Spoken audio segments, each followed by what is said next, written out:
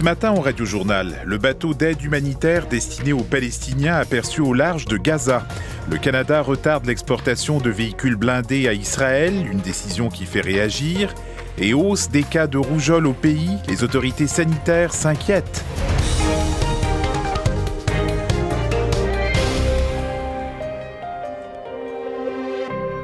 Bonjour mesdames, messieurs, ici Nadim Mobarak. À Gaza, le Hamas se dit prêt à une trêve de 6 semaines jumelée à un échange d'otages contre des prisonniers palestiniens. Israël a rejeté du revers de la main les dernières propositions de cessez-le-feu, qualifiant d'irréalistes les demandes du Hamas. Entre-temps, le premier navire, qui remorque une plateforme flottante chargée de 200 tonnes d'aide humanitaire, s'approche lentement de l'enclave palestinienne. Jean-Philippe Robillard a plus de détails. Il y a des Palestiniens qui se sont regroupés sur le rivage et qui regardent au loin le bateau approcher parce que ça fait des jours qu'ils attendent ce navire qui transporte 200 tonnes de vivres. Mais le défi maintenant, ce qui va être compliqué, c'est la distribution de l'aide humanitaire parce qu'il n'y a pas d'installation portuaire fonctionnelle en ce moment dans la bande de Gaza. Alors on ignore de quelle façon la nourriture sera déchargée et distribuée à la population. Mais souvent, ça se fait de façon chaotique. Encore ce matin, selon le ministère de la Santé du Hamas, il y a au moins 20 personnes qui auraient été tuées et 150 autres blessées dans le nord de la bande de Gaza lors de la distribution d'aide humanitaire. Sur le plan politique, il y a le Hamas qui a soumis une proposition de cessez-le-feu. Il propose de libérer les femmes, les enfants et les personnes âgées, de même que les malades qui sont retenus contre leur gré dans la bande de Gaza, en échange de 700 à 1000 prisonniers palestiniens. Le Hamas réclame également une date pour un cessez-le-feu permanent et une date butoir pour le retrait des troupes israéliennes de la bande de Gaza, une proposition qu'a rejetée le premier ministre israélien. Ici Jean-Philippe Robillard, Radio-Canada, Montréal. Par ailleurs, Radio-Canada a appris que le gouvernement fédéral bloque volontairement l'envoi de véhicules blindés canadiens vers Israël. Ottawa maintient que seules les marchandises non létales peuvent être exportées vers l'État hébreu. Les précisions de Valérie Gamache. Depuis le début du conflit, Ottawa a cessé l'exportation d'armes offensives vers Israël. Justin Trudeau assure que la règle est suivie à la lettre. Le Canada a un des régimes les plus robustes. Radio-Canada a appris que le gouvernement est même allé plus loin. Depuis janvier, Ottawa a suspendu l'exportation de tout matériel, technologie ou équipement militaire vers l'État hébreu. Parmi ces équipements, une trentaine de véhicules blindés légers de l'entreprise ontarienne Rochelle, que souhaite acquérir le gouvernement israélien. Mais pour que la transaction se concrétise, Ottawa doit accorder des licences d'exportation. Le dossier a fait son chemin jusqu'au bureau de Mélanie Joly, mais la ministre des Affaires étrangères le laisserait volontairement traîner. L'envoi de ces véhicules se ferait en violation des obligations du Canada en matière de droits de la personne, selon le député néo-démocrate Alexandre Boulris. Ce genre de véhicule-là peut être utilisé dans des opérations qui vont mettre en péril la vie de civils. Le gouvernement marche sur des œufs. Avec ce genre d'alliés-là, on n'a pas besoin d'ennemis. Richard Marceau du Centre consultatif des relations juives et israéliennes se sent trahi. C'est très décevant et ça envoie un très mauvais message dans le monde entier que le Canada ne se tient pas debout aux côtés de ses alliés. Et on demande à voir. Paul Fauteux est de l'Association des juristes canadiens pour les droits de la personne qui a intenté un recours devant la Cour fédérale pour que le Canada cesse d'exporter du matériel militaire.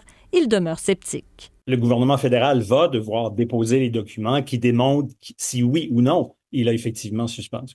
Ici Valérie Gamache, Radio-Canada, Ottawa. Justin Trudeau ferme la porte à François Legault. Le premier ministre canadien affirme qu'il n'est pas question de céder plus de pouvoir en immigration à son homologue québécois, comme le réclame le chef de la CAQ. Voici un extrait du point de presse qu'il vient de donner à Montréal à la suite d'une rencontre avec François Legault sur ce sujet litigieux entre Québec et Ottawa. Québec a déjà plus de pouvoir en immigration que n'importe quelle autre province parce que c'est très important de protéger le français. Mais moi, ce qui m'intéresse, c'est de faire fonctionner le système d'une meilleure façon. C'est pas une question de qui a le contrôle de quoi. On est là pour collaborer, pour travailler ensemble. Je pense que les gens s'attendent à ce que nos systèmes s'améliorent, qu'on soit là pour répondre aux préoccupations des Québécois et tous les Canadiens. Et on est là en tant que gouvernement pour travailler en mode solution. François Legault va aussi s'adresser aux médias dans la prochaine heure. L'inquiétude des autorités sanitaires entourant la rougeole grandit au fur et à mesure que le nombre de cas augmente au pays. Il y a maintenant 29 infections confirmées et des campagnes de vaccination s'organisent ces jours-ci pour freiner la montée. Mirna Djukic nous parle de la situation en Ontario.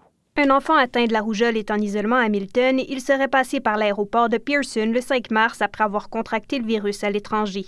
Lundi, un autre cas a été confirmé dans la région de Muskoka, au nord de Toronto. Cette personne n'est pas sortie du pays et n'a pas eu de contact avec d'autres cas connus, précise le médecin en chef de Muskoka Simcoe, le Dr Charles Gardner. Cela suggère une transmission communautaire et c'est inquiétant, reconnaît le médecin. C'est le 2e cas de la sorte cette année. 6 autres ont été liés à un voyage à l'étranger. La vaccination des enfants a significativement décliné dans les dernières années, surtout pendant la pandémie.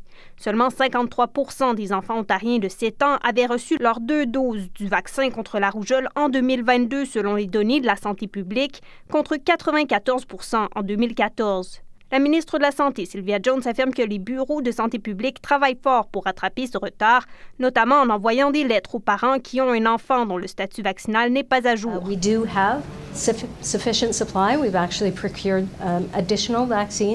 Elle ajoute que la province s'est procuré assez de doses additionnelles de vaccins. Ici Mirna Djukic, Radio-Canada, Toronto.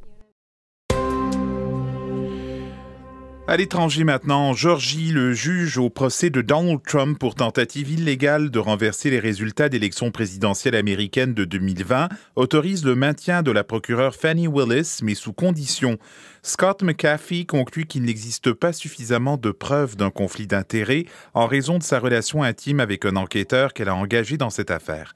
Il dénonce toutefois un énorme manque de jugement de sa part et pour qu'elle reste, il exige que l'enquêteur se retire du dossier.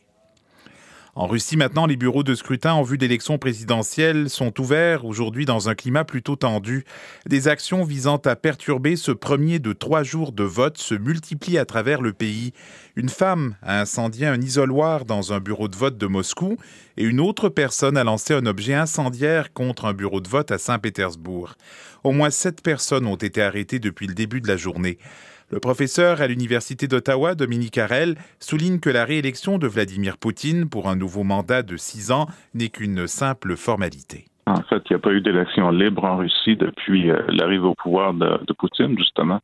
La dernière élection libre remonte à 1996, à l'époque du président Yeltsin. Donc, c'est pas une élection comme telle, c'est un rituel pour que le pouvoir présente sa légitimité, en fait.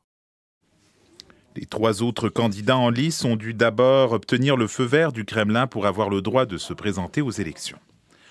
Enfin, stigmatisés depuis l'invasion de l'Ukraine, les Canadiens d'origine russe disent qu'ils doivent faire profil bas ces jours-ci.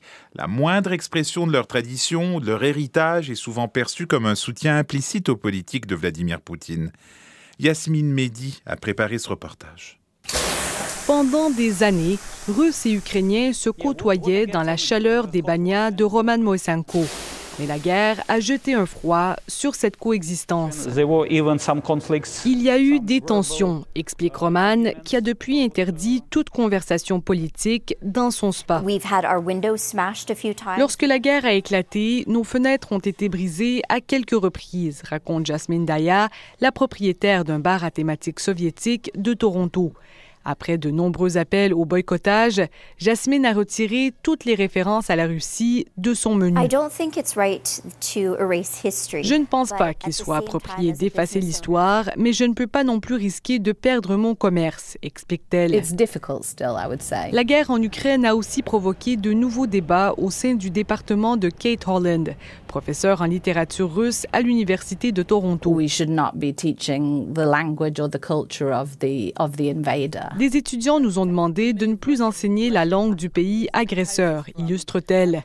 Au lieu de retirer les écrivains russes de son syllabus, la professeure a choisi de mieux contextualiser leur œuvre et d'incorporer davantage d'écrivains ukrainiens.